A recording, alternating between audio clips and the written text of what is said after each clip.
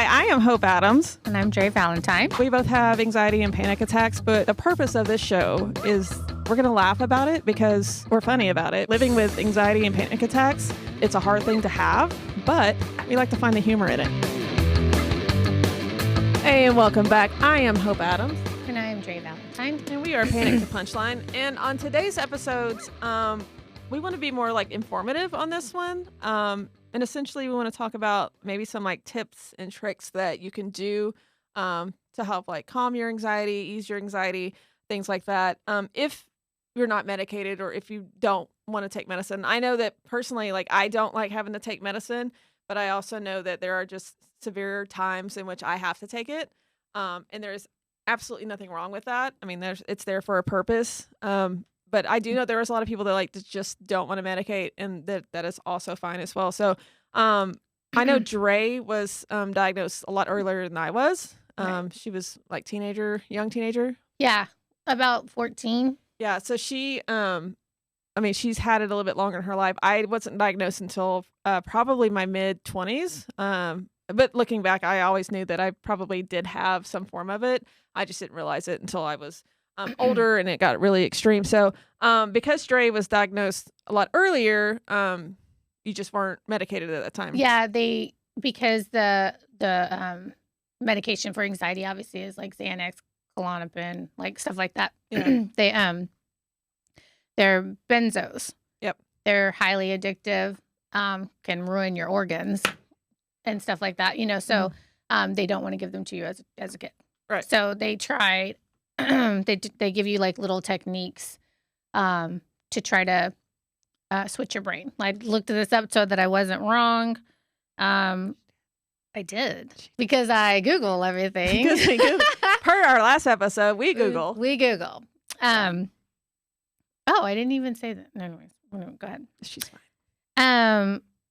So the right side of your brain is when you're having a panic attack. You're thinking with the right side. It's a spontaneous, creative, imaginative side of your brain, right, which is not reality, right? Right. And then your left side is your logical, rational, and calculating.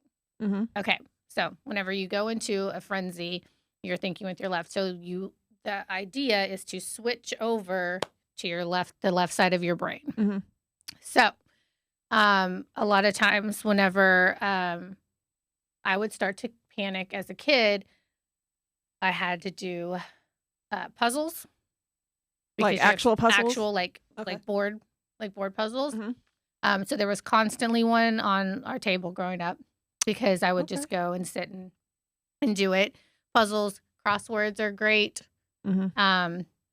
I showed you one the other day that I do on my phone. I have them that on little my phone ball now. one? It's like a ball game. Yeah, I absolutely play that all the time. And it's not a game that's fun. I mean, I'm sure you could play a game that's fun. It's strategic. But it's a strategic because you have to match things up. Okay, so that switches your brain over. Once your brain is switched over, you don't even realize it, but you are automatically calming down because your brain isn't like going 100 miles an hour. Yep. So those are things. So anything that requires you to think math is great for it. I hate math. I do too, and that's my job. So and it's her job to do that. But it's a good job letters. for me to have. Yeah. Because, I can stay like focused and not like freak out all the time at work. Yeah. Anyway, so those are anything that like you can do. Like, I mean, you could even do like cross stitch, knitting, things like that. Yeah. Anyways, so something like that. Other things that I did. So as I got older, I would freak out. Like I had to do things multiple times in order for my anxiety to go away about them, whether it was wash my hands. That was a huge one. I would wash my hands and then I'd walk away from the sink and I'd legitimately go back to the sink. So kind of like an OCD Yeah. thing. Mm-hmm. So anxiety turns into that. Yeah. Yes. Because you cannot get it out of your brain, So I'd wash my hands or like say I touched chicken. Oh my God. I mean, I literally would like surgically clean myself. Yes, she would. Multiple times. Yeah. But everything, shutting the door, turning the lights off, turning the oven off, turning all those things. Like I would leave the house and I go home and check them Yeah. So one of the things that, because you cannot be medicated all day long. No, you I can't. mean, you can, but Shouldn't be. you shouldn't be. Yeah, You it's know, not it's really good for bad for you. Yeah. But so, and one thing is that I had to do was I would wash my hands and I would have to count to 10. Stand there and count to 10 and then walk away. Now, how many times do you think I went back? 1,000. Okay. But I got to the point where like I would do it and I, you know, eventually I stopped. So counting is a great. Yeah. If you have anxiety. I've started counting backwards. Ooh. Yeah. So, and it just depends on how like amped I was. I would start at 10 or I would do 5. Usually it's 5 and it's like a switch and I'm like 5, 4, 3, 2, 1. All right, go and do what you need to do or whatever. And that has helped me on that one. But yeah, it's like a reset. You have to reset. Yeah. I mean, I know a lot of people do count or they'll find things to count or look at or notice this, go look at this, all those. Well, those isn't there like a thing and it's like. It's grounding. Basically. Yeah, grounding where it's like one thing you can touch, one thing you can taste. I've never been one to try that. I probably should have. I mean, I've tried so many things. Right. I never tried that, but definitely counting is a good thing. But it can also turn into something bad because I could tell you how many steps it takes me to get from my front door to my car, like stuff like that, because it's such a habit. And then. So then now that's another habit that you're making, you know? So like that's kind of bad if you do that. But the counting on like wash your hands, count to 10, walk away and don't go back. Yeah. I mean, I literally would have to tell myself don't go back 500 times. Donna does this thing where like if we're in a crowded space or something and like I can just feel the anxiety come on, she'll say like count by 4s. And like while we're walking and I'll be like 4, 8, yeah, 12, I told you math. And then she'll switch a number. She's like by 7s and I'm like, oh hell. 7, 14, 20, and then she'll go back, you know, and she'll like while I'm walking, and so it makes you stop and you don't think about it. And she just out of the blue started doing that, and that really does help. Like when we have to walk from like one place to another, and if I'm just not having it that day, because you're not always going to be perfect. Like, and I've said this before, like there's not a cure for anxiety. You know, you're always going to have it, but there are ways to manage it and to make it better and not so much a part of your life. But that is one of the things that she does with counting. She's like, you know, by 4s, by 5s, and I'll start doing it, and then like she'll throw like a by 11s, and I'm like, I'm done. Oh my God, I need a calculator. I do letters. Like, tell me to spell something, okay? But it does work. Yeah. So those are really good techniques as well. But yeah, you definitely just have to do something that's not creative. Right, and that's it. That is the key. It's like more logical, more things that like makes your brain work, I guess. And we're not saying like, you know, being creative is not work. It's not. Like creative is being awesome because like I'm a more creative person than anything. Me too. We both are creative people. But so. it's not but in that's in that moment. In that moment, yeah. That is not what you need. I mean, no, because that's a part of you that's wigging out, and so we have to switch it over and do something else that doesn't do that. Yeah. I wonder if it is like people that are more left or more right brained. Individuals that have anxiety. I mean, obviously this would be something like you would know or would study. Because logical people probably wouldn't panic because they're logical. I mean, I've done some researches and looked at that, and I would say, but I'm also very much so, like my niche of like clientele that I want to work with are creative people, you know, so like people that are performers, people that are athletes and whatnot. So, with that aspect, I would say yes, as opposed to people that are like mathematicians or engineers or something like that, because they're constantly having to work that way.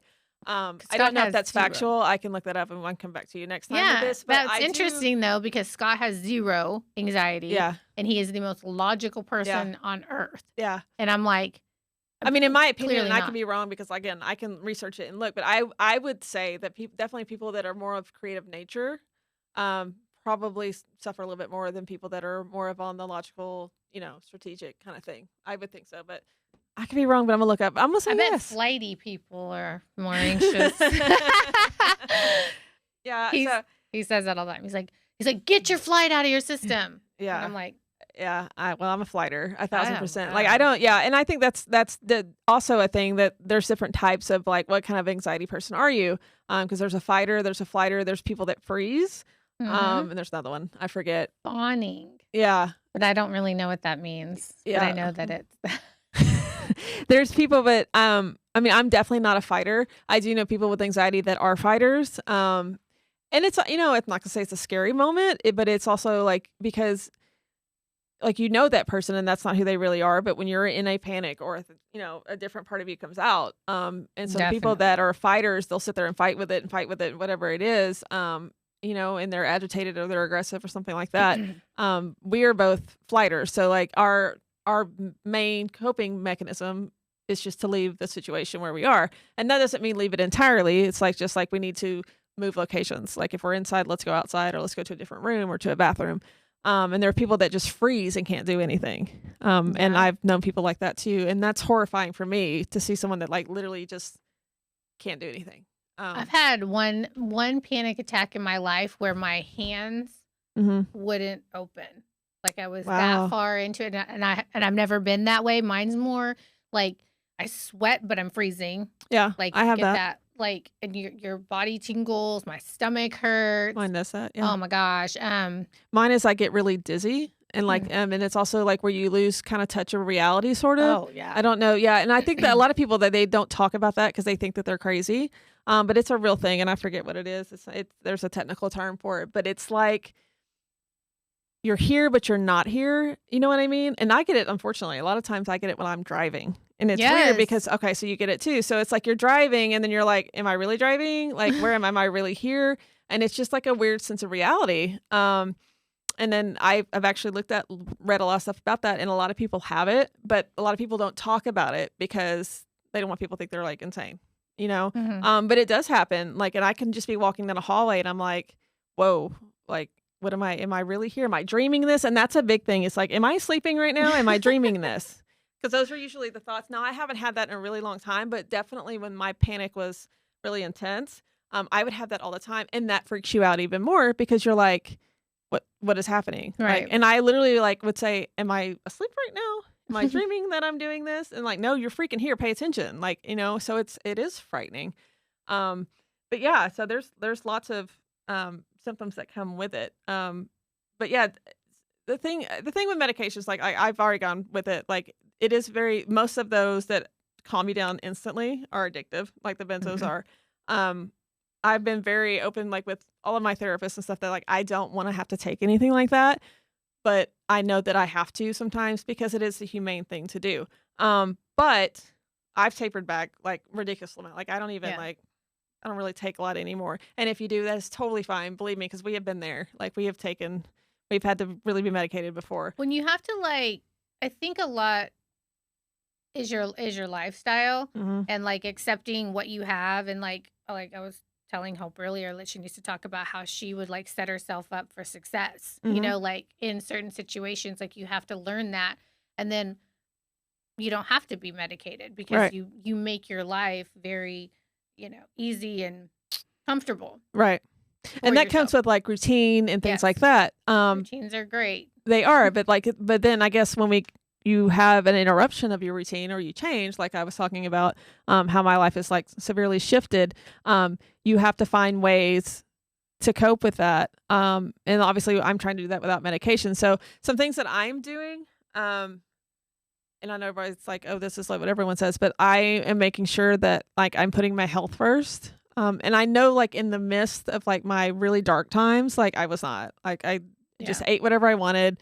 I didn't exercise. I didn't do anything like for personal growth, which is a huge thing. And we're very creative people. And so I wasn't doing anything creative. I was just like, this is my life and it sucks. You know what I mean? Because I can't go anywhere. Like I'm frightened all the time. So what I've learned to do is, I take care of myself now, which is great. Like I have a really good coach that kind of helps me with that too on the nutrition, and the workout side of it. But just like getting up and being active, and it doesn't mean like go run a marathon. Like if you will just go and like walk in the morning, that's a huge one. Now I know it's like 119 here in Texas and that's hard to do. But I found that like just getting up and like doing like a 20-minute walk, and it doesn't have to be fast or something like anything like that. But like you're like letting the sunshine hit, it automatically like drops your stress level like for the whole day. So that has helped. Making sure that I'm eating just like the foods that are going to serve me. That's a big thing too. Like I don't really eat, and you can eat what you want, but I'm just telling you what I do. I eat really mostly like whole foods and stuff like that. Now I have my Starbucks like every day. We aren't going to veer from that. But I ate like whole foods and good foods. I try to find ways to, I love to read. Unfortunately, like I'm in grad school, so I read a lot of that stuff, which is not fun at all. But I do try to find things that'll either educate me or entertain me a few times a day. And then have you tried meditating? Oh, I don't even know how to meditate. I feel like I would rabbit hole. Okay, meditating is like huge. I've had times where I get really into it and like I like get deep into the meditation and I feel great when I get up and get out of it. And there are other times where it's kind of a battle because your mind just keeps racing and racing and racing. But one of the things that's helped me, and this obviously is not sponsored, but I use the Calm app, and I use that. And back in COVID, they gave it like you could have like a lifetime membership when you were a teacher. So I have that, but it like has all different kinds of things, and like it's for stress or anxiety or sleep or like work performance, or they'll have stories or things like that. They have like meditative music. So I just find a way. They have a whole like software or program of just like daily calms that are like 10 minutes, and they'll take you through things like that. So I know a lot of people are like, oh, I can't meditate. Anyone can meditate. Like you can just like sit in silence for like a minute. And if you can try to get your brain to stop just as I hit my nose on my mic. If you can get your brain to just calm for like 1 minute, that's meditating. You know what I mean? So those are like, I don't know, those are kind of my tips of like what I do now for me. Maybe that'll help some other people too, but I've just found honestly getting outside in nature, and I know it's hard in hell's handbasket right now here in Texas, to do that, but definitely when the weather's going to get better, like in the mornings is great. If not evenings, I've found that like when the sun starts setting, that's my favorite time of day right now. Yeah, and we take Nico on like a long walk at 8:30. But don't you feel better afterwards though? Yeah. Like we actually look forward to doing it. Yeah. It's weird, but I'm telling y'all, like walking, like it just does something to your body when you're not like saying, oh, I have to walk fast and do cardio. If you're just walking for leisure and just getting out and just like getting steps, it is such a huge, huge stress reliever. Because I know as an athlete, I was like, oh no, if I'm going to go out there, I'm going to run my 4 miles and like do this and this and this. And my body has said no these days, but walking, like I only run on Sundays now when I play soccer. But yeah, so I think like meditating is huge, right?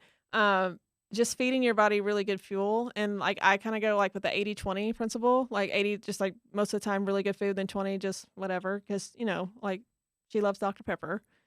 She loves Dr. Pepper. I like Reese cups. So I know. I feel like if you take every single one of your vices away, then you're gonna fail. I feel like or me personally. Yeah, no. You. I mean, I think there are people that can go cold turkey, but I don't know that that's highly successful all the time. So it's just one of those things where you just kind of build up. And so like my thing was like, let's just start with like a walk. And that is transitioned into, okay, well, let's just eat a little better today. Let's do this. Let's go and work out, but that is my thing. I also feel like it's really important to find something that you love to do that doesn't have anything to do with like your job or your relationship or anything like that. You know, so something creative. And we're creative people, so that may be harder for people that are like more logical. But finding a weird outlet, like I was an artist in college. That was my major. So I haven't drawn in a really long time. I know. So it's been a hot minute for that. Mine's but like pictures. So she does photography, which she's, was great at that. So just finding a creative outlet, I think, is super important as well. I'm like picking my guitar back up and I'm starting to play that every once in a while. So like that is helpful too. So, any other like little tips that you used? Just going outside. Huge. Counting. Yeah. Puzzles. Those are my biggest. Yeah. And I never thought about the puzzle thing, and like she sent me the app of this game, and like it frustrates the hell out of me. Oh gosh, it makes you so mad. It does irritate you, but like you forget that you were freaking out. And and so there's a lot of those like brain teaser, like logical games that are like those apps. You can find those and have them on your phone and do that. I would also say that I carry well, it's like my organizer, but it also has like a journal in it. And so I'll have like a brain dump every once in a while. I'm really big on brain dumping and getting everything like out, but also like in the same jumble of that is like things that I need to do. Because I'm very big at like kind of lists, and I know you are too, like lists and things. My gosh. And like I love checking shit off she lists. does. As do I. I just hit my nose again. I make them so that I can check them. Right. So I do that too. So like if you are big on like needing that sense of like accomplishment, like and they can be the littlest things on your list. You know what I mean? Like, like get up, toss it out. I know. I'm like. It can be check my bank statement. But it can be anything. But I will tell you, like, that is a huge strategy of feeling accomplished. And it also knows, you tell yourself when that's done, that's one more stressor that's not on your plate. So I do feel like definitely a lot of people say journaling. And that's a big strategy in therapy is to journal things. I just like to brain dump.